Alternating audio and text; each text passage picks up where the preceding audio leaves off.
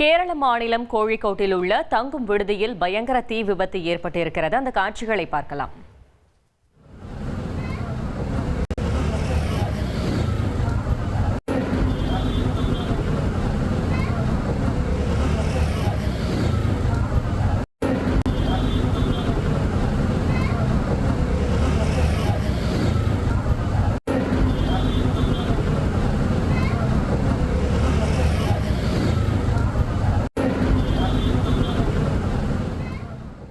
இதுகுறித்த கூடுதல் தகவலை செய்தியாளர் சிவசபாபதி வழங்கிட கேட்கலாம். சிவசபாபதி, வணக்கம். இந்த தீ விபத்திற்கான காரணம் என்ன? மேலும் இதில் யாரேனும் சிக்கி இருக்கிறார்களா? கூடுதல் தகவல்கள்.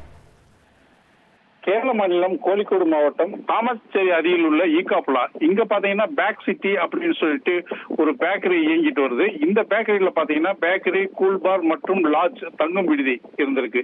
தங்கும் விடுதி பாத்தீங்கன்னா 3வது மாடியில இருக்கப்போ அது வைத்தி ஒரு பிளாட் வாங்கணுமா இல்ல ஒரு பிளாட் வாங்கணுமான்னு ஒரே கன்ஃபியூஷன். ஒரு ரியல் எஸ்டேட் எக்ஸ்பர்ட் கிட்ட பேசு. எப்படி?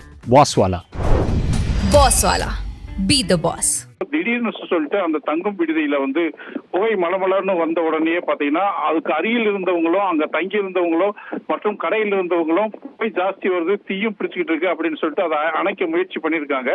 அதிக அளவு தீயும் புகையும் ஏற்பட்டதுனால அவங்களால அணைக்க முடியவில்லை. இது மட்டும் இல்லாம அதிக அளவு வெப்பமும் வெளிப்பட்டுருச்சு. இதனால முக்கம் தீயணைப்பு துறையினருக்கு தகவல் தெரிவிச்சு அவங்க அணைக்க முயற்சி செஞ்சப்பையும் தீயை அணைக்க முடியல.